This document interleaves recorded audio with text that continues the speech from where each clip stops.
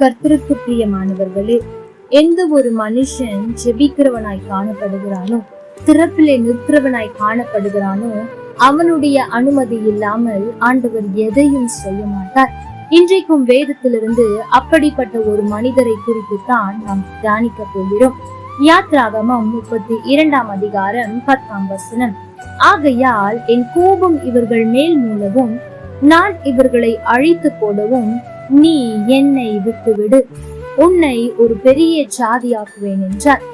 ஜனமே, இந்த சம்பவம் ஆண்டவர் இஸ்ரவேல் ஜனங்களை எகிப்திலிருந்து விடுதலையாக்கி புறப்பட பண்ணின போது வனாந்திரத்தில் ஆண்டவர் மோசேயை அழைக்கிறார். நீ மலைக்கு ஏறி வா, நான் உன்னோடு பேசவிருக்கிறேன் என்று. அப்பொழுது மோசே ஜனங்களை வனாந்திரத்தில் அப்படியே விட்டுவிட்டு மலைக்கு ஏறி போகிறான். மோசே வர தாமதிக்கிறதை பார்த்த ஜனங்கள் ஆரோனிடத்தில் எங்களுக்கு ஒரு தெய்வத்தை உண்டாக்கும் என்று சொல்லி ஒரு கன்றுக்குட்டி அங்கு உருவாக்கப்படுகிறது. சொல்லுகிறது, ஜனங்கள் புசிக்கவும் உட்காரவும் விளையாடவும் எழுந்திருந்தார்கள் என்று. பார்த்த ஆண்டவர் மோசேயினிடத்தில் மலையிலேயே சொல்லுகிறார், நீ அழைத்து கொண்டு வந்த ஜனங்கள், நான் எகிப்து தேசத்திலிருந்து விடுதலையாக்கின ஜனங்கள் இப்படியாய் தங்களை கெடுத்து போட்டார்கள் என்று சொல்லுகிறார். தேவ ஜனமே, ஆண்டவர் நினைத்திருந்தால் ஒரு இமை பொழுதில் எல்லாரையும் அழித்திருக்க முடியும். ஆனால் ஆண்டவர் செய்கிற காரியம் என்ன தெரியுமா? மோசே, நீ என்னை விட்டுவிடு, நான் இவர்களை அழிக்க போகிறேன், என்னை விட்டுவிடு.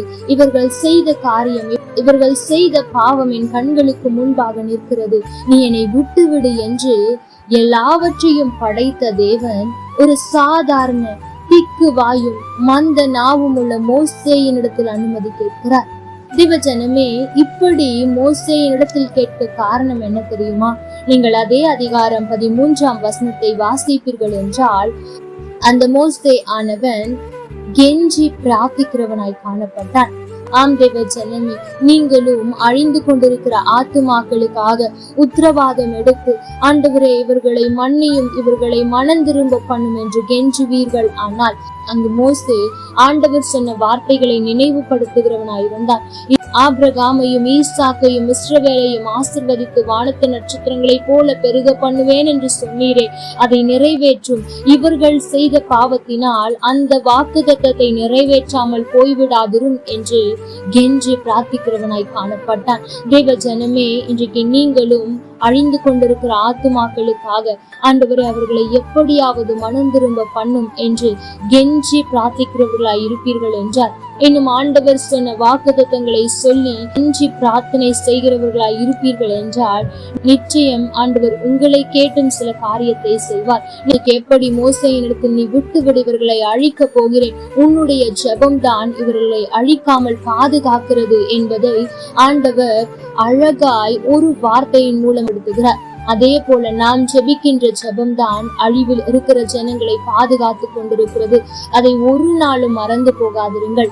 மற்றவர்களுக்காய் ஜெபிக்க வேண்டியது நம்முடைய பொறுப்பு. அந்த வார்த்தையை கேட்கிற என் அன்பு மகனே, என் அன்பு மகளே, நீங்கள் அநேகருக்காய் அழிந்து கொண்டிருக்கிற ஜனங்களுக்காய் ஜெபித்து கொண்டிருக்கிறீர்கள். ஒருவேளை அதற்கு பதில் கிடைக்காதது போல காணப்படலாம்.